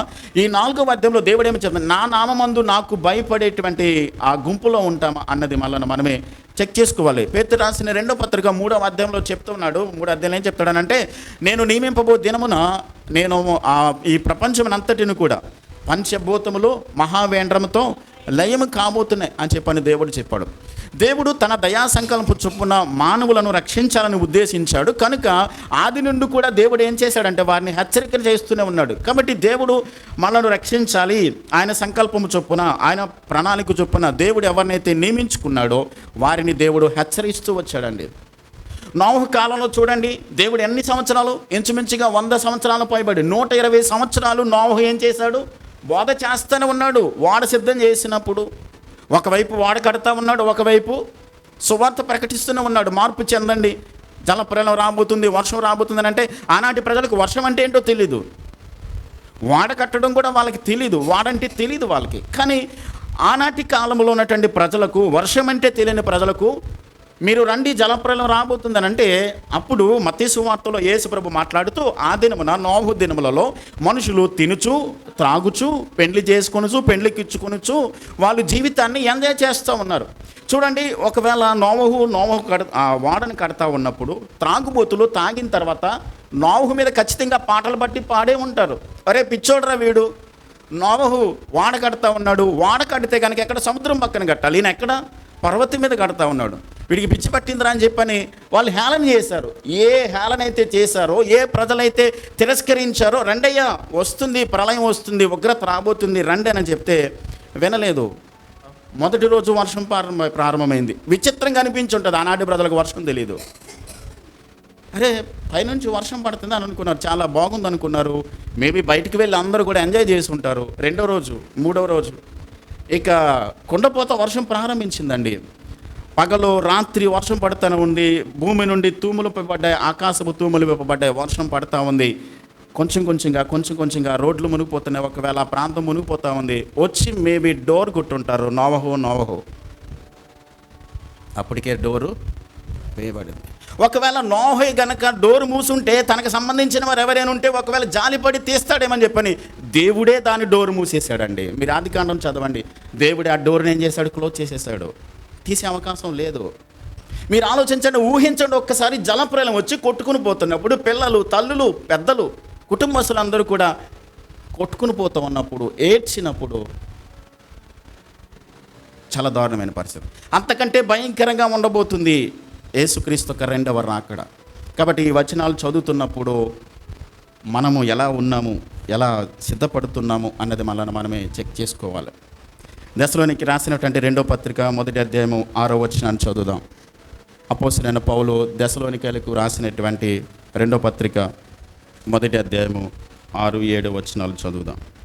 ప్రభువైన యేసు తన ప్రభావమును కనుపరుచు దూతలతో కూడా పరలోకము నుండి ఎలా రాబోతున్నాడైనా అగ్ని జ్వాలలలో ప్రత్యక్షమై దేవుని నెరుగని వారికిని మన ప్రభువైన యేసు సువార్తకు లోబడని వారికిని ప్రతిదండన చేయనప్పుడు మిమ్మును శ్రమపరచు వారికి శ్రమయు, శ్రమ పొందుచున్న మీకు మాతో కూడా విశ్రాంతియు అనుగ్రహించుట దేవునికి న్యాయం. ఇక్కడ చూడండి, 2 గుంపులు కనబడుతున్నారు. ఒకవైపునేమో దేవునికి లోబడిన వారు సంతోషించబోతున్నారు. దేవుని ఎరిగి ఆయన మాటకు లోబడినటువంటి వారు దేవునితో పాటు సంతోషాన్ని, ఆనందాన్ని అనుభవించబోతున్నారు. కానీ ఆయనను ఎరగనటువంటి వారు, ఆయన మాటకు లోబడినటువంటి వారు మహా అగ్నిలో వారు ఏం చేయబోతున్నారు? అగ్ని జ్వాలలో వారు కాలపబోతున్నారు. కాబట్టి 2 గుంపులు మీరు గమనించండి. ఒకవైపు సంతోషం, ఒకవైపు దుఃఖం. నోహు కాలంలో కూడా అదే కదా, యనమండుగురు కూడా ఓడలో ఉండి సంతోషిస్తూ ఉన్నారు. కానీ మిగతా గ్రూప్ అందరు కూడా ఎక్కడున్నారు? ఏడుస్తూ ఉన్నారు. యేసుక్రీస్తు రాకడలు కూడా ఎక్కడేమంటాడంటే, ఆయనను నమ్మినటువంటి వారి, దేవునిని ఎరుగని వారికి, ఆయన సువార్తకు లోబడిన వారికి ప్రతిదండన దేవుడు చేస్తున్నాడు. అయితే ఆయనను ఎరిగి ఆయన నమ్మినటువంటి వారు, ఆయనతో సంబంధాన్ని, ఆయనతో సహవాసం ఉన్నటువంటి వారిని దేవుడు ఏం చేయబోతున్నాడు? ఆయన ప్రత్యేకించబోతున్నాడు. ఆయన రాకడలో ఒకవైపు పరిశుద్ధులు ఆయనతో సంతోషిస్తారు, మరొక వైపు దుష్టులు, ఆయనను తిరస్కరించిన వారు అగ్నిలో ఏం చేయబడుతున్నారు? కాల్చబడుతూ ఉంటారు. ఎవరిని ఆయన దహించబోతున్నాడు? గర్విష్ఠులను, దుష్టులను. మనము 3వ అధ్యాయంలో చదువుకున్నాం కదా, గర్విష్ఠులు ఆయన ప్రేమిస్తున్నాడు, దుర్మార్గులకే రోజులు బాగున్నాయి, చెడ్డవాళ్ళకే మంచిగా ఉన్నది, మేము నీతిగా బ్రతుకుతున్నాం, యథార్థంగా బ్రతుకుతున్నాం, మాకేంటి ఇలాంటి పరిస్థితులు అని చెప్పని వాళ్ళు దేవునిని ప్రశ్నించారు. కానీ దేవుడు చేసేటువంటి న్యాయం ఎట్లా ఉంటుందనంటే, దుర్మార్గులను, దుష్టులను ఆయన సహించడు. వారిని ఖచ్చితంగా దేవుడు తీర్పులోనికి తీసుకుని వస్తాడు. తప్పకుండా దేవుడు వారిని ఏం చేస్తాడు? అగ్నికి ఆహుతి చేయబోతున్నాడు అనేటువంటి సత్యాన్ని వాక్యం మనకి స్పష్టంగా చెబుతుంది. ఆ రోజున దుర్మార్గులు, దుష్టులు, గర్విష్ఠులు ధన్యులుగా ఉండరండి, కొయ్యకాలు వలె నశిస్తారు అని ప్రభు ఇక్కడ చెప్తా ఉన్నాడు. ఒకనొక సందర్భంలో డిఎల్ మూడి గారు అనేటువంటి ఒక దైవజనుడు ఉన్నాడు. చికాగోలో ఆయన సువార్త సభలో వాక్యాన్ని చెప్తా ఉన్నాడు. వాక్యం చెప్పిన తర్వాత ఆయన ఏం చెప్పాడనంటే, వాక్యం చెప్పేసి ముగించేసిన తర్వాత, నేను మరలా ఒక వారం రోజులు టైం ఇస్తున్నాను, మీరు వెళ్ళి ఈ చెప్పినటువంటి వాక్యాన్ని మీరు ఆలోచించుకుని, ధ్యానం చేసుకుని, ఒక తీర్మానం తీసుకుని రండి అని చెప్పి పంపించేశాడు. విచారకరమైన విషయం ఏంటంటే, ఆ రాత్రి చికాగోలో భయంకరమైన అగ్ని ప్రమాదం జరిగింది. చాలామంది ఆ అగ్ని ప్రమాదంలో చనిపోయారు. ఆ వీధులలో ఆ భయంకరమైనటువంటి అగ్ని ప్రమాదం జరిగినప్పుడు డబ్బున్న వాళ్ళు, జ్ఞానం కలిగిన వాళ్ళు, చాలా హోదాలో ఉన్నటువంటి వారు ఆ రోజున భయంకరంగా అగ్ని చేత కాల్చబడ్డారు. ఆ సన్నివేశాన్ని చూసినటువంటి డిఎల్ మూడి గారు చాలా ఏడ్చాడు. ఆయన, అయ్యో, నేను వారం రోజుల తర్వాత మీరు ఆలోచించుకుని డిసైడ్ అయ్యి రండి అని నేను చెప్పానే, కానీ ఆ రోజు వాక్యం చెప్పిన రాత్రే కనుక మిమ్మల్ని మీరు డిసైడ్ చేసుకుని, ఒక తీర్మానం తీసుకుని, మీ మనస్సును మార్చుకుని దేవుని తట్టు తిరగండి అని చెప్పుంటే కనుక ఈ అగ్నిలో ఆహుతి అయిపోయినప్పటికీ కూడా, ఒకవేళ భౌతికంగా వాళ్ళు మరణించినప్పటికీ కూడా నిత్య అగ్నిలో నుండి వారు తప్పించబడి ఉండేవారే అని చాలా బాధపడ్డాడు ఆయన. కాబట్టి దేవుని వాక్యం ప్రకటించబడుతున్నప్పుడు, దేవుడు తన వాక్యం ద్వారా మనతో హెచ్చరిక చేస్తూ ఉన్నప్పుడు, మనం ఒక్కసారి దేవుడు తన వాక్యం ద్వారా మనను ఒప్పింప చేస్తున్నప్పుడు, పరిశుద్ధాత్మ దేవుడు మనల్ని ప్రేరేపిస్తున్నప్పుడు జీవితాన్ని మార్చుకోమని కానీ, లేకుంటే దేవుని తట్టు తిరగమని కానీ, ఆయన సువార్తకు లోబడమని కానీ దేవుడు మనలను హెచ్చరిస్తున్నప్పుడు, జీవితాన్ని గనక మనం సరిదిద్దుకోకపోతే, జీవితాన్ని గనక మార్చుకోకపోతే, దేవునికి గనక జీవితాన్ని అప్పగించుకోకపోతే, పర్వాలేదులే చూద్దాంలే అని అనుకుంటే గనక ఆ రోజు మనం ఎవరము తప్పించుకోలేము. అగ్ని ఎవరిని క్షమించదండి. ఆ రోజున ఎవరిని ఆయన విడిచిపెట్టడు. తప్పకుండా తగినటువంటి ప్రతిఫలాన్ని ఇవ్వబోతున్నాడు. ఈ రోజున మనం కూడా ఆలస్యం అవుతుంది, పర్వాలేదులే చూద్దాంలే అని అనుకుంటే కనుక ఏ రోజు ఏ క్షణమో మనకి ఏం జరుగుతుందో తెలీదు. ఒక ఆయన అన్నాడు, if you neglect the saviour you do not escape from him అన్నాడు. ఒకవేళ రక్షకుని కనుక నువ్వు నిర్లక్ష్యం చేస్తే ఆయన నుంచి నువ్వెవ్వడు కూడా తప్పించుకోలేవు. తప్పకుండా ఆయనను ఎదుర్కోవాల్సి వస్తుంది. పర్వాలేదు చూద్దాం అనుకుంటే. ఎంత జ్ఞానం కలిగిన వారైనా, ఎంత ధనం ఉన్న వారైనా సరే, ఆ రోజున తప్పించుకోలేరు. 2వ వచనం చదువుదాం. అయితే నా నామమందు భయభక్తులు గలవారికి మీకు నీతి సూర్యుడు ఉదయించును, అతని రెక్కలు ఆరోగ్యము కలుగ చేయను, కనుక మీరు బయలుదేరి క్రొవ్విన దూడలు గంతులు వేయనట్లు గంతులు వేయుదురు. దేవుడు తన కొరకు ఒక శేషమును ఉంచుకున్నాడండి. ఆయనకు భయపడేవారు మనకి ఇక్కడ కనబడతా ఉన్నారు. చూడండి, ఇంతవరకు కూడా 3వ అధ్యాయం వరకు కూడా 4వ అధ్యాయం మొదటి వచనం వరకు కూడా మనకి దుర్మార్గులు, గర్విస్తులు, దేవునికి లోబడినటువంటి వారు, ఆయనకు అవిధేయత చూపించినటువంటి ప్రజలు, ఆయనను ప్రశ్నించిన ప్రజలే కనబడుతున్నారు. కానీ ఈ 4వ అధ్యాయం 2వ వచనం వచ్చేసరికి దేవునికి భయపడే ప్రజలు కనబడుతున్నారండి. దేవునికి భయపడేటువంటి ఒక శేషం, ఒక గుంపు, ఒక గ్రూపును దేవుడు ఏం చేశాడనంటే ఆయన ప్రత్యేకించుకున్నాడు. నా నామమందు భయభక్తులు గల వారికి మీకు నీతి సూర్యుడు ఉదయిస్తాడు. అయితే వారు ఏం చేస్తున్నారంటే ఆయన నామానికి ఏం చేస్తున్నారు? భయపడుతున్నారు. దేవుని నామము పూజ్యనీయమైనది, దేవుని నామం పరిశుద్ధమైనది, దేవుని నామము శ్రేష్టమైనది, అద్భుతమైనది, ఆశ్చర్యమైనది, ఆరాధింపదగినది, అమూల్యమైనది. అలాంటి నామమునకు మనం భయపడితే, అలాంటి నామమునకు అపవిత్రపరచకుండా జీవిస్తే, అలాంటి నామమునకు అవమానం కలగకుండా కనుక మనం జీవిస్తే దేవుడు ఏమంటాడంటే మీ మీద నీతి సూర్యుడు ఉదయించబోతున్నాడు. అప్పుడప్పుడు మనం అంటూ ఉంటాం, మా తాతయ్య చెప్పాడండి మా ఇంటి పేరు చెడగొట్టొద్దని, మా నాన్న చెప్పాడండి మా ఇంటి పేరు చెడగొట్టొద్దని చెప్పాను. ఒకవేళ మనము మన ఇంటి పేరు, మన యొక్క వంశం పేరు చెడగొట్టినా చెడబట్టకపోయినా కానీ దేవుని పేరు మాత్రం మనం ఎప్పుడు కూడా చెడగొట్టేవారుగా ఉండకూడదు. కానీ ఈ రోజున చాలామంది క్రైస్తవులు ఎలా ఉన్నారు? దేవుని నామమునకు, అందుకే రోమిలికి రాసిన పత్రికలు అపోస్తలుడైన పౌలు ఏమంటారు? మిమ్మును బట్టే కదా నా నామము అన్యజనుల మధ్య దూషణ పాలవుతుంది. దేవుని నామానికి, దేవుని పేరుని ఏం చేస్తున్నారు? చెడగొట్టుతున్నారు. మనం అనుకుంటాము, ఎవండి దేవుని తెలియని వారు, దేవుని ఎరగినటువంటి అన్యజనులు దేవుని నామాన్ని దూషిస్తున్నారండి రకరకాలుగా. ఒక వరకు అది వాస్తవమే కావచ్చు, కానీ నిజంగా దేవుని నమ్మిన ప్రజలే, దేవుని ఎరిగిన వారే, దేవుని నమ్మినటువంటి క్రైస్తవులు అన్నటువంటి వారే దేవుని నామానికి అవమానం తెచ్చే విధంగా బ్రతుకుతున్నారు. మనల్ని చూసినటువంటి వారు మన భక్తిని, మన ఆత్మీయతను, మన పరిశుద్ధతను, మన ప్రవర్తన, మన క్రియలు, మన మాటలు చూసినప్పుడు దేవునికి మహిమ తెచ్చేదానికి బదులుగా దేవుని నామానికి ఏం కలుగుతుంది? అవమానం కలుగుతుంది, దూషణ పాలవుతుంది. కాబట్టి ఈ రోజున చూస్తే ఆయన పేరు పెట్టుకున్న క్రైస్తవులు అనేటువంటి వారే ఆయన నామానికి ఏం చేస్తున్నారు? దూషణ పాలు చేస్తూ ఉన్నారు. కాబట్టి ఇక్కడ దేవుడు అంటున్నాడు ఆయన నామమందు భయభక్తులు గలవారు. దేవునికి భయపడితే, ఏవండి దేవునిని భయపడి దేవుని మాటలకు మనము విధేయత చూపిస్తే, దేవునికి భయపడడం అంటే దేవుని ముందుకు వచ్చినప్పుడు గడగడ గడగడ వణుకుపోవడమా? భయపడడం అంటే ఏమండి? దేవునికి భయపడడం అంటే గజగజ వణికిపోయి బాబా ఆయన దగ్గరికి రావాలంటే చాలా భయం, ఆయన ఉగ్రుడు, ఆయన భేకరుడు, ఆయన దగ్గరికి రావడం చాలా అని, అది కాదు భయం అంటే. భయం అని అంటే ఒక ఆయన రెవరెన్స్ అన్నారు దాన్ని. రెవరెన్స్ అని అంటే హృదయంలో ఒక రకమైనటువంటి భక్తి భావం, గౌరవం. దేవుడంటే విలువను మన హృదయాలలో మనం కలిగి ఉండడం. మనం ఎక్కడున్నా, ఏం చేస్తున్నా, అన్ని సందర్భాల్లో దేవుడు నన్ను చూస్తున్నాడు అనేటువంటి ఆలోచనతో దేవుని పట్ల ఒక గౌరవం, దేవుడంటే ఒక గౌరవం ఉంది, విలువ ఉందనుకోండి, మనం దేవునికి వ్యతిరేకంగా బ్రతకలే. దేవుడంటే ఒక భక్తిభావం మనకు ఉందనుకోండి, దేవునికి బాధ కలిగించే పనులు, దేవునికి అవమానం కలిగించే పనులు, దేవుని నామమునకు దూషణ కలిగేటువంటి పనులు మనం ఎప్పుడూ చేయం. కాబట్టి దేవుడంటే భయం ఉన్నటువంటి వ్యక్తులు, దేవుడంటే భయం ఉన్నటువంటి ప్రజలు దేవుని నామానికి మహిమ తెచ్చి బిడ్డలుగానే బ్రతుకుతారు. కాబట్టి ఈ రోజున మనుషులు చాలామంది కూడా, క్రైస్తవులు అనేటువంటి వారు సమాజంలో మనం చూస్తున్నప్పుడు దేవుని నమ్మినటువంటి వారు, దేవుని సంఘానికి వెళ్ళేటువంటి వారు, దేవుని యొక్క మార్గంలో నడుస్తున్నామని చెప్పుకునేటువంటి వారు ఇంకా కావాలని పాపంలో బ్రతకడానికి గల కారణం ఏంటంటే, చాలామంది ఏం చెప్తారని అంటే, ఏమండి ఈ రోజుల్లో పరిశుద్ధంగా బ్రతకడం సాధ్యం కాదండి, ఈ రోజుల్లో పవిత్రంగా జీవించడం మన వల్ల కాదండి, ఎక్కడ చూసిన అపవిత్రత, ఎక్కడ చూసిన అన్యాయం మన కళ్ళ ముందే కదండి అంతా కూడా జరుగుతుంది, కాబట్టి మనం పవిత్రంగా బ్రతకడం అది ఎవరికో అవుతుందండి, మన వల్ల కాదండి అని చెప్పని అంటారు. కానీ మనము పాత నిబంధన గ్రంథంలో యోసేపు కానివ్వండి, క్రొత్త నిబంధన గ్రంథంలో యేసుక్రీస్తు కానివ్వండి, యోసేపు దగ్గర బైబిల్ లేదండి, యోసేపు దగ్గర పాస్టర్ గారు లేడండి, యోసేపు దగ్గర సంఘం లేదండి, యోసేపు దగ్గర తనకు తెలిసిన వాళ్ళు లేరండి, తప్పు చేస్తే హెచ్చరించే వాళ్ళు కూడా లేడు, తనకి సంబంధించిన వాళ్ళు ఎవరు లేరండి, తనకు తెలిసిన వాళ్ళు ఎవరు లేరు. ఇప్పుడు మనం పరాయి ఊరిలో ఉన్నాం అనుకోండి, ఎవరు మనకు తెలియకపోతే మనం ఎలాగైనా బ్రతుకుతాం.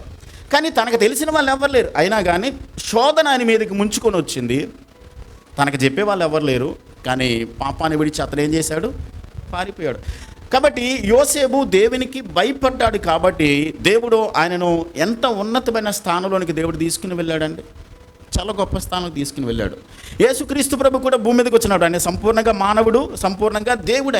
ఆయన మనవలే శోధింపబడ్డాడు. హెబ్రీ పత్రిక 4వ అధ్యాయంలో గ్రంథకర్త చెప్తాడు, మనవలే శోధింపబడినను ఆయన పాపమునకు చోటు ఇవ్వలేదు. పాపంలో పడిపోలేదు ఆయన. నాలో పాపం ఉన్నదని మీలో ఎవడైనా స్థాపించగలడని ప్రపంచానికి ఛాలెంజ్ చేశాడు ఆయన. అంటే ఆయన భక్తి అంటే దేవునికి ప్రతి క్షణము ప్రతి విషయంలోనూ కూడా తండ్రికి అప్పగించుకున్నాడు. తండ్రి చిత్తాన్ని చేయడానికి ఆయన తను తాను సమర్పించుకున్నాడు. కాబట్టి ఆయన పాపం చేయకుండా బ్రతకగలిగాడు. మనలాగే శోధింపబడ్డాడు. మనలాంటి టెంప్టేషన్స్ ఆయనకి కూడా ఎదురైనాయి. కానీ ఆ శోధనలో ఆయన పడిపోలేదు, పరిశుద్ధంగా బ్రతకగలిగాడు.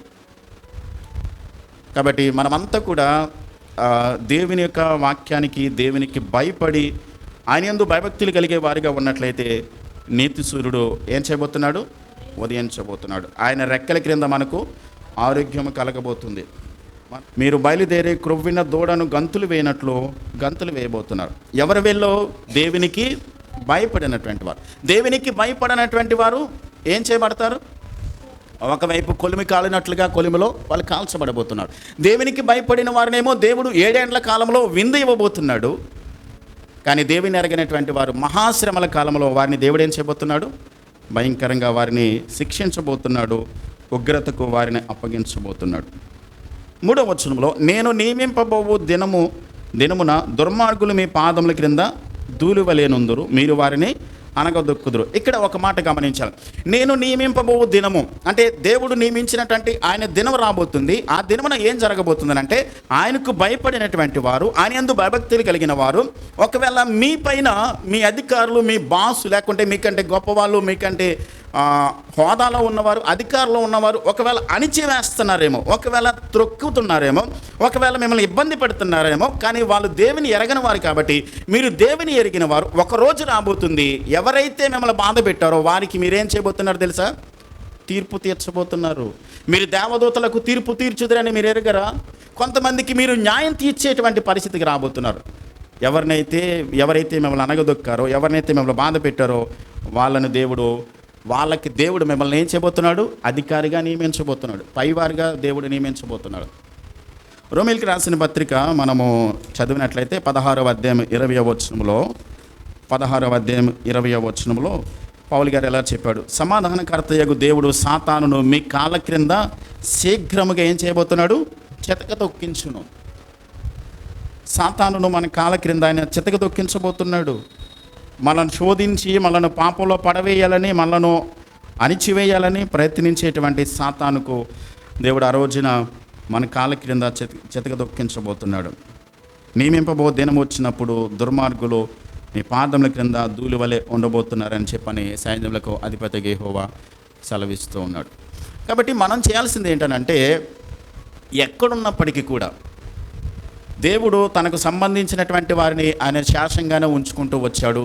ఆయనకు సంబంధించినటువంటి వారు, దేవునికి చెందినటువంటి వారు, దేవుని మార్గంలో నడిచి దేవుని కొరకు నమ్మకంగా జీవించినటువంటి వారిని ఆయన ఏర్పాటు చేసుకుంటూనే వచ్చాడు. మోషే కాలంలో చూస్తే ఆయన 12 మందిని కనాను దేశానికి ముందు ఏం చేశాడు? వేగుల వారిని పంపించాడు. ఎంతమంది మంచి రిపోర్ట్ తెచ్చారు? 2 మాత్రమే మంచి రిపోర్ట్ తెచ్చారు. ఏలియా కాలంలో చూస్తే బయలుదేవతకు మొక్కనటువంటి వారు 7,000 మంది నమ్మకంగా, పవిత్రంగా, పరిశుద్ధంగా జీవించిన వాళ్ళు ఉన్నారు. మీరు గమనించండి, ప్రతి కాలంలో కూడా, ప్రతి ఒక్క సందర్భంలోనూ కూడా దేవుడు తనకు సంబంధించినటువంటి వారిని దేవుడు పక్కన పెడుతూ వచ్చాడు. అలాగే మలాకి కాలంలో కూడా శాసనం మనకి కనబడతా ఉంది. అంతేకాదు క్రొత్త నిబంధన కాలంలో కూడా కొంతమంది మాత్రమే నమ్మకంగా ఉంటారు. కొంతమంది మాత్రమే. ఒక దైవజనుడు ఎలా చెప్పాడు? ఏమన్నానంటే, దేవుని సంఘములో విశ్వాసులు, నకిలీ విశ్వాసులు, గోధుమలు, గురుగులు, బుద్ధి కలిగిన కన్యకులు, బుద్ధి లేని కన్యకులు తప్పకుండా ఉంటారు. కాబట్టి మనం సంఘానికి వెళ్తున్నాం కాబట్టి ఖచ్చితంగా నాకు పరలోకం రిజర్వ్ చేయబడింది అని కన్ఫర్మేషన్ మనకి లేదు. ఒక మాట గుర్తుపెట్టుకోవాలి, మనం బాప్తిసం పొందినప్పటికీ కూడా నేను బాప్తిసం పొందాను కాబట్టి నాకు పరలోకంలో సీటు గ్యారంటీ అనడానికి లేదు. అయితే రక్షింపబడ్డాం, ఆ రక్షణ నిశ్చయత కన్ఫామ్ చేయబడిందా? నిజంగా మన పిలుపు ఏర్పాటు నిశ్చయం చేయబడిందా? ఆ పిలుపుకు తగ్గట్టుగానే మన జీవితం ఉందా? నేను ఒక్క మాట చెప్తానండి, ఖచ్చితంగా ఈ మాటలు జాగ్రత్తగా వినండి. ఒక వ్యక్తి కనుక నిజంగా రక్షింపబడితే, నిజంగా మారు మనసు పొంది తన పాపాన్ని ఒప్పుకొని మారు మనసు పొంది పశ్చాత్తాపడి యేసయ్య రక్తం ద్వారా కొనబడి ఆయన రక్షింపబడితే, నేను అంటాను బైబిల్ ప్రకారం పాపం చేయకుండా జాగ్రత్త కలిగి ఉంటాడు, పాపంలోకి వెళ్ళలేడు. ఒక వచనాన్ని చదువుదాం చూడండి. మొదటి యోహాను పత్రిక 3వ అధ్యాయము, మొదటి యోహాను పత్రిక 3వ అధ్యాయం 6వ వచనం చదువుదాం. ఆయన యందు నిలిచియుండు వాడెవడును పాపము చేయడు, పాపము చేయవాడెవడును ఆయనను చూడను లేదు, ఎరుగని లేదు. 9వ వచనం, దేవుని మూలముగా పుట్టిన ప్రతి వానిలో ఆయన బీజము నిలుచును గనుక వాడు పాపము చేయడు, వాడు దేవుని మూలంగా పుట్టినవాడు గనుక పాపము చేయజాలడు. గమనించండి ఈ వచనాలు. చూడండి, ఒక ప్రశ్న అడుగుతాను మిమ్మల్ని. బాప్తిసం పొందిన వ్యక్తి, సంఘానికి వచ్చేటువంటి వ్యక్తి పాపం చేయకుండా ఉండగలడా? బాప్తిసం పొందిన రోజు మొదలుకొని చనిపోయే వరకు పాపం చేయకుండా పరిశుద్ధంగానే బ్రతకగలడా? బాప్తిసం పొందిన వ్యక్తి రక్షింపబడినట్టు పాపం చేస్తాడు, ఎందుకంటే శరీర బలహీనతను బట్టి చేస్తాడు. కానీ ఒక మాట ఏంటంటే, ఇక్కడ రాయబడిన వాక్య ప్రకారము యాంప్లిఫైడ్ బైబిల్లో ఏమని రాయబడింది అంటే, ఇంగ్లీష్ బైబిల్లో he does not continue to sin habitually అని రాయబడి ఉంటుంది. అంటే దాని అర్థం ఏంటంటే, ఒకవేళ రక్షింపబడినటువంటి వ్యక్తి తెలిసి తెలియక ఏదైనా పాపంలో పడతాడేమో కానీ అదే పాపంలో కంటిన్యూ అవ్వలేడు, అదే పాపంలో ఎంజాయ్ చేయలేడు, అదే పాపంలో కొనసాగుతూ ఉండలేడు. చేసినటువంటి పాపము నిమిత్తము వెంటనే దేవుని దగ్గరికి వచ్చి పశ్చాత్తాపడి ఒప్పుకొని ఇంకా ఆ పాపం వైపు వెళ్ళకుండా పరిశుద్ధంగా బ్రతకగలిగిన వాడే నిజంగా రక్షింపబడినటువంటి వ్యక్తి. రక్షింపబడినప్పటికీ కూడా, బాప్తిసం పొందినప్పటికీ కూడా సంఘానికి వస్తూ కూడా పాపంలో పడి మరలా తిరిగి లేచి మరలా పడిపోయి అదే పాపం చేస్తూ కంటిన్యూగా అదే పాపంలో ఎంజాయ్ చేస్తూ జీవితాన్ని కొనసాగిస్తున్నాడు అంటే, నేను అంటాను అతని రక్షణ సరైనది కాదు. అతడు రక్షింపబడాల. పాపంలో పడి అదే పాపంలో కొనసాగలేదు, సంవత్సరాల తరబడి నెలల తరబడి అదే పాపంలో కొనసాగుతూ ఒప్పుకోకుండా దేవుని తోటి తిరక్కోకుండా కొనసాగేటువంటి వ్యక్తి అసలు రక్షణ సరైనది కాదు అని చెప్తాను నేను. కాబట్టి ఒకవేళ తెలిసి తెలియక మన చేతికి బురద అంటుకుంటే మనం కడుక్కుంటాం. మన జీవితంలో పరిశుద్ధత అనేది ఈ కంటిన్యూ ప్రాసెస్లో ఉన్నాం మనం. యేసుక్రీస్తు 2వ రాకడ వరకు కూడా ఒకవేళ తెలిసి తెలియక ఎక్కడైనా పడిపోతే వెంటనే ఎందుకని వెంటనే రాగలుగుతాడు? లోపల పరిశుద్ధాత్మ దేవుడు ఉన్నాడు. ఆయన ఒకవేళ కనుక దేవునికి వ్యతిరేకంగా నువ్వు పాపం చేస్తే ఆయన లోపల ఉన్న పరిశుద్ధాత్మ దేవుడు నేను కుదరండనియడు. ఒప్పుకో, పాపాన్ని ఒప్పుకొని చెప్పని మనసాక్షి ద్వారా గద్దిస్తాడు. గద్దించినప్పుడు ఎప్పుడైతే నువ్వు పాపం చేసావో దేవునికి నీకున్న కనెక్షన్ తెగిపోతుంది. నువ్వు ప్రార్థన చేసినా లేకుంటే బైబిల్ చదివినా ఏమీ సమాధానాలు రావు, ఎందుకంటే దేవునికి ఉన్న కనెక్షన్ కోల్పోయాం కాబట్టి ఎంత తొందరగా దేవుని తట్టు తిరిగి ఆ పాపం వైపు వెళ్ళకోకుండా మరలా తిరిగి, చాలామంది ఏం చేస్తారంటే చేసే పని దేవుని దగ్గరికి వచ్చి పాపాన్ని ఒప్పుకుంటారు, క్షమించమని అడుగుతారు, కన్నీరు గాలుస్తారు, కానీ మరలా ఒక 10 రోజుల తర్వాత మరలా తిరిగి వెళ్ళి అదే పాపం చేస్తారు. వాళ్ళు రక్షింపబడాల, వాళ్ళకి పరలోకానికి సీట్ ఉండదు, గ్యారంటీ లేదు. బుద్ధి కలిగిన కన్యలు, బుద్ధికి లేని కన్యకల గురించి ప్రభు స్పష్టంగా చెప్పాడు. 10 మంది కూడా వెళ్ళారు, కానీ సిద్ధపడిన వారు మాత్రమే లోపలికి వెళ్ళారు, మిగతా వారు బయటే ఉన్నారు. కాబట్టి మళ్ళీ మనం చెక్ చేసుకోవాలి. ఆ మహాదినము రాబోతుంది, దేవుడు నిర్ణయించాడు ఒకనొక రోజున. కాబట్టి ఖచ్చితంగా మనం సెపరేట్ చేయబడబోతున్నాం, మనల్ని దేవుడు ప్రత్యేకించబోతున్నాడు. ఆయన నమ్మిన వారెవరు, ఆయనకి వ్యతిరేకంగా ఉన్నవారెవరు, ఆయన నామునకు భయపడేవారెవరు, దుర్మార్గులు ఎవరు, గర్విష్ఠులు ఎవరో దేవుడు ఆయన సెపరేట్ చేయబోతున్నాడు. కాబట్టి మనల్ని మనమే చెక్ చేసుకుందాం, మనల్ని మనమే పరీక్షించుకుందాం. మన ఆత్మీయ జీవితంలో ఏం జరగబోతుందో, ఎలాంటి పరిస్థితిని మనం ఎదుర్కోబోతున్నామో పరీక్షించుకోవడానికి సిద్ధపడదాం. 4వ వచనాన్ని చదువుదాం. హోరేబు కొండ మీద ఇశ్రాయేలులందరి కొరకే నేను నా సేవకుడైన, మలాకి గ్రంథము 4వ అధ్యాయము 4వ వచనాన్ని చదువుతున్నాను. హోరేబు కొండ మీద ఇశ్రాయేలులందరి కొరకే నేను నా సేవకుడైన మోషేకు ఆజ్ఞాపించిన ధర్మశాస్త్రమును, దాని కట్టడలను, విధులను జ్ఞాపకము చేసుకొనుడి. దేవుడు ఏమంటాడంటే, హోరేబు కొండ మీద ఇశ్రాయేలులందరి కొరకు నేను మోషేకు ఆజ్ఞాపించినటువంటి కట్టడలను, విధులను మీరు జ్ఞాపకం చేసుకున్నాడు. 20వ అధ్యాయంలో ఇశ్రాయేలీయులకు 10 ఆజ్ఞలు ఇచ్చాడు. 21వ అధ్యాయం నుంచి 24వ అధ్యాయం వరకు కూడా కవెనెంట్ కోడ్ అంటారు, అది న్యాయ నిబంధనలు, న్యాయ విధులు ఇచ్చాడు వాళ్ళకి.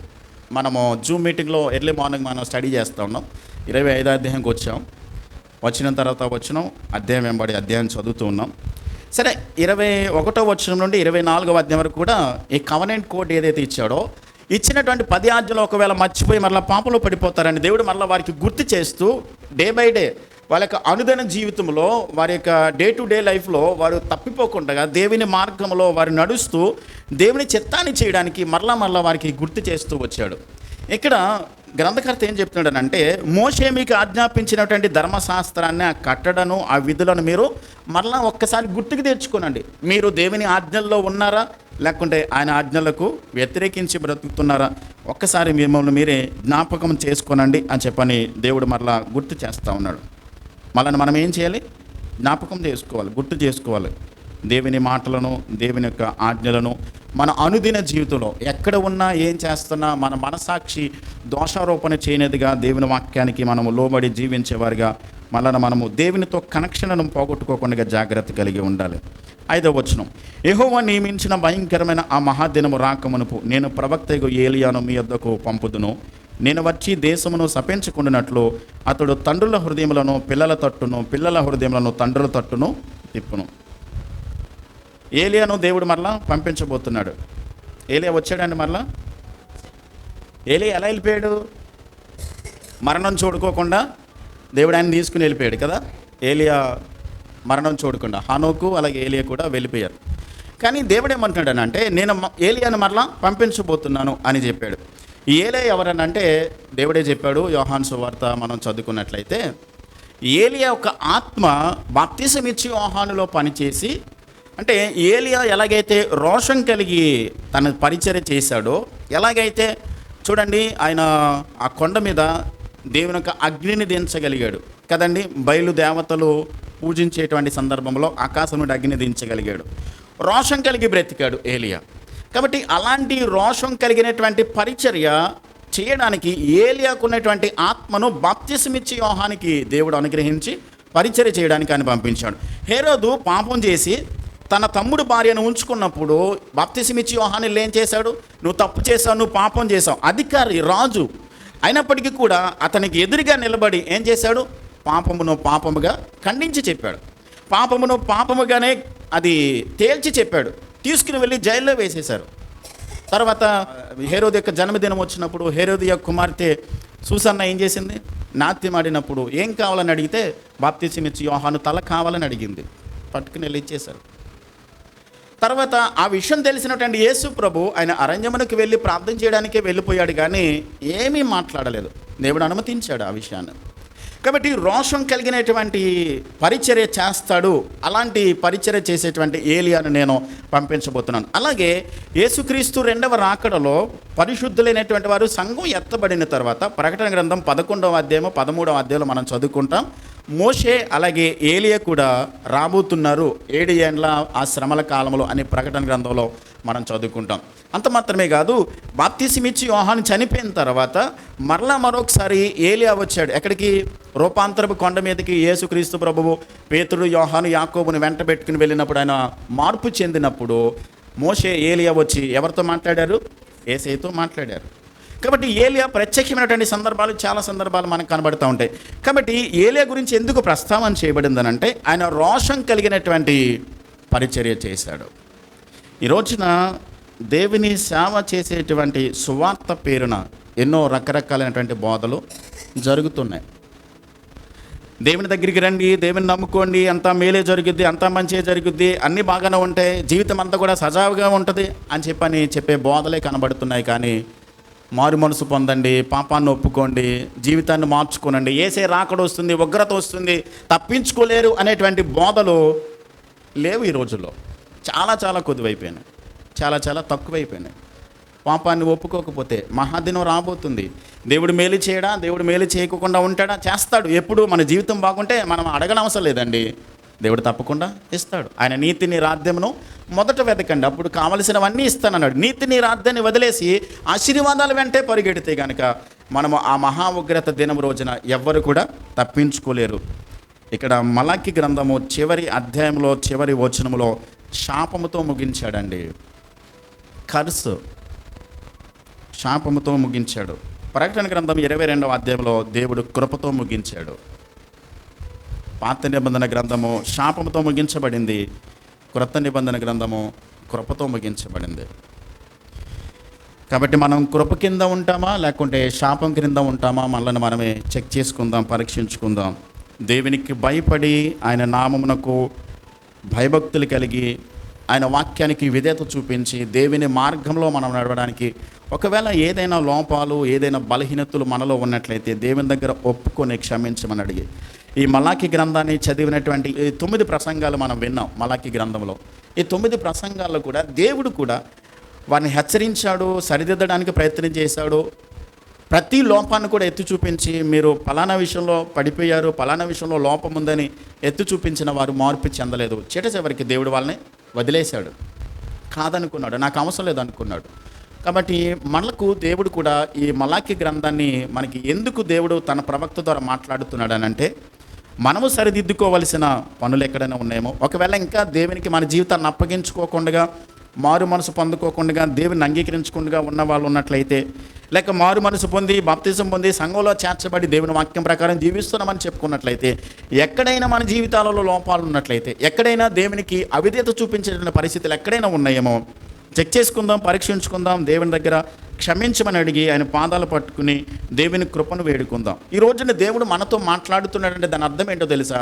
దేవుడు మనకి మరొక సెకండ్ ఛాన్స్ ఇస్తూ ఉన్నాడు. సరిదిద్దుకోవడానికి, చక్కబెట్టుకోవడానికి. మన జీవితాన్ని సరిదిద్దుకోకపోతే ఆ రెండవ రాకడలో ఆ మహా ఉగ్రత దినం రాబోతుంది. అది కొలిమి కాలినట్లుగా కాలబోతుంది. ఎవరిని కూడా ఆయన విడిచిపెట్టడు, ఎవరు కూడా తప్పించుకోలేరు. దానిని తప్పించుకోవాలనంటే దేవుడు ఇప్పుడు అవకాశం ఇచ్చినప్పుడే, దేవుడు ప్రేమ గలవాడు కాబట్టి ఇప్పుడు మనల్ని హెచ్చరిస్తున్నాడు, మనతో మాట్లాడుతున్నాడు. సరిదిద్దుకోవడానికి, చక్కబెట్టుకోవడానికి మనం ప్రయత్నం చేస్తే తప్పించబడతాం. మనము దేవునితో పాటు యుగయుగాలు ఆ దేవుని రాజ్యంలో ఉండేటువంటి ఆధిక్యతను మనం సంపాదించుకుంటాం. లేకపోతే కనుక మనము భయంకరమైనటువంటి ఆ పరిస్థితుల్లోకి వెళ్ళాలి. ఒక్కసారి అక్కడికి వెళ్ళిన తర్వాత మరలా వెనక్కి వచ్చే అవకాశం లేనే లేదండి. అయ్యో నేను ఇక్కడికి వచ్చేసానండి, చాలాసార్లు నేను సంఘానికి వెళ్ళాను, చాలాసార్లు బైబిల్ చదివాను, ప్రార్థన చేశాను, కానుకలు ఇచ్చాను, అవేమీ లెక్కలోకి రావు. దేవుని కొరకు మన హృదయాన్ని దేవుడు కోరుకుంటున్నాడు. తర్వాత సెకండరీ ఇవన్నీ కూడా మన హృదయం సరిగా పెట్టుకుని మన హృదయాన్ని దేవుని ముందు నిర్దోషమైనదిగా, నిష్కలంకమైనదిగా, పవిత్రమైనదిగా, దేవుని కొరకు నమ్మకంగా ఆయన ఆశించిన పద్ధతిలో దేవుని కట్టడలకు నిబంధనలకు లోబడి జీవించిన వారు మాత్రమే రెండవ రాకడలో ఎత్తబడతారు, లేకపోతే విడిచిపెట్టబడతాం. కాబట్టి పరీక్షించుకుందాం, ప్రార్థన చేద్దామా, కళ్ళు మూసుకుందాం, మన హృదయాలను పరీక్షించుకొని చెక్ చేసుకుని దేవుని దగ్గర క్షమాపణ కోరుకుందాం. మనకు తెలుసు మనం ఎలాంటి వారమో, మన మనసాక్షికి తెలుసు మన ప్రవర్తన ఎలాంటిదో. కాబట్టి ఒప్పుకోకుండా పర్వాలేదులే చూద్దామని అంటే మనల్ని మనమే మోసం చేసుకుంటున్నాం. ఎంతకాలం అలా జీవిస్తాం? ఒప్పుకుందాం, క్షమించమని అడుగుదాం, సరిదిద్దుకొని దేవుని వాక్యానికి లోబడి జీవించడానికి ప్రయత్నం చేద్దాం. మలాకి ప్రవక్త ద్వారా దేవుడు ఆనాటి ప్రజలతో మాట్లాడాడు. చాలాసార్లు చాలా విషయాలు వారితో మాట్లాడి హెచ్చరించినా వాళ్ళు వినలేదు. దేవునిని ప్రశ్నించారు, తిరుగుబాటు చేశారు, ఎదురు తిరిగారే తప్ప వారు మార్పు చెందినట్లుగా ఎక్కడ మనకు కనబడలేదు. ఈ క్రొత్త నిబంధన కాలంలో కూడా దేవుడు మనతో మాట్లాడుతున్నాడంటే మనల్ని ప్రేమిస్తున్నాడు. దేవుడు మన పట్ల దేవునికి ఒక ఆలోచన ఉంది, మన పట్ల దేవునికి ఒక ఉద్దేశం ఉంది. మనం ఆయనతో ఉండాలని దేవుడు ప్రేమ కలిగిన దేవుడు కనుక మనను సరిదిద్దుకోమని మనల్ని హెచ్చరిక చేస్తున్నాడు. సరిదిద్దుకుందాం, ఒప్పుకుందాం, క్షమించమని వేడుకుందాం, దేవుని సహాయాన్ని కోరుకుందాం. ప్రార్థన చేద్దాం. ప్రేమ కలిగిన మా ప్రియ కన్న తండ్రి, పరలోకపు దేవా, యేసయ్యా మీకు వందనాలు, స్తోత్రాలు. మహాదేవుడవు, మంచి దేవుడవు, పాపములో శాపములో కొట్టుకొని పోతున్న మమ్మలను రక్షించడానికి, విమోచించడానికి వధింపబడిన గొర్రెపిల్లగా ఈ లోకానికి వచ్చి మా ప్రతి పాపమును శాపమును కలువరి సిలువలో మీరు కొట్టివేసి ప్రభా ఇంత గొప్ప కృపను మా పైన చూపించి మమ్మలను మీ రాజ్యంలోనికి చేర్చుకున్నందుకే తండ్రి మీకు వందనాలు, స్తోత్రాలు. ప్రభా మలాకి గ్రంథంలో ఉన్నటువంటి ఆత్మీయ పాఠాలు ఎన్నో గత కొన్ని వారాలుగా మేము ధ్యానించడానికి మీరు మాకు సహాయం చేశారు. ఆనాటి ప్రజలను మీరు హెచ్చరించారు, ఆనాటి ప్రజలకు మీరు తండ్రి నాయన మలాకి ద్వారా వార్నింగ్ ఇచ్చారు, పద్ధతులు మార్చుకోమని. కానీ వారు మార్పు చెందనప్పుడు వారిని విడిచిపెట్టేసావు తండ్రి. ప్రభా ఈ నూతన నిబంధనలో ఉన్న మేము కూడా మా జీవితంలో ఎలాంటి బలహీనతలు ఉన్నా మీకు తెలుసు నాయన. మా జీవితం గురించి మీకు బాగా ఎరిగిన దేవుడు కనుక ప్రతి పాపాన్ని మీ దగ్గర ఒప్పుకుంటున్నాం, క్షమించమని వేడుకుంటున్నాం. ఎవరైతే ప్రభా వారి హృదయ లోతుల్లో నుండి ప్రభా మీ తట్టు తిరిగి ప్రభా నన్ను క్షమించు, ప్రభా నన్ను మన్నించు, నా దోషాన్ని మీ దగ్గర ఒప్పుకుంటున్నానని ఎవరైతే ప్రార్థన చేస్తున్నారో దయచేసి వారిని మీరు చేపట్టుకుని లేవనెత్తి ఆశీర్వదించండి, బలపరచండి ప్రభా. జీవించినంతకాలం మరలా పాపం వైపు కానీ లోకం వైపు కానీ తిరగకుండా మీ మార్గాల వైపే, మీ మంచి మార్గంలో మీ యందు భయభక్తులు కలిగి నడుచుకోవడానికి మీ కృపనివ్వండి, దయ చూపించి సహాయం చేయండి ప్రభా. లోకానికి పాపానికి ప్రభా ప్రత్యేకంగా జీవిస్తూ ప్రభా మిమ్మల్ని సేవించడానికి మీ కృపనివ్వండి దేవా. మీరు వచ్చే రాకడలో మేమందరం కూడా ఎత్తబడే గుంపులో ఉండడానికి, విడిచిపెట్టబడేవారిగా కాకోకుండా ప్రభా మీతో పాటు యోగయుగాలు తరతరాలు ఉండేటువంటి ఆ నిత్య రాధ్యాన్ని ప్రభా, నిత్య దీవాన్ని మేము సంపాదించుకొని పొందుకునేటువంటి కృపను వాక్యం వింటున్న ప్రతి ఒక్కరికి మీరు అనుగ్రహించండి. సాతాను మమ్మలను శోధిస్తున్న, శరీరం మమ్మల్ని వెనక్కి లాగుతున్న ప్రభా, లోక ఆశలు మమ్మలను ఆకర్షిస్తున్నప్పటికీ కూడా ఏమాత్రము వాటికి చోటివ్వకుండా, పాపముతో రాజీ పడకుండా తండ్రి మీ చిత్తానుసారంగా జీవించేటువంటి ధన్యత ఆత్మదేవ మీరు మాకు అనుగ్రహించండి. మమ్మల్ని బలపరచండి, శక్తినివ్వండి.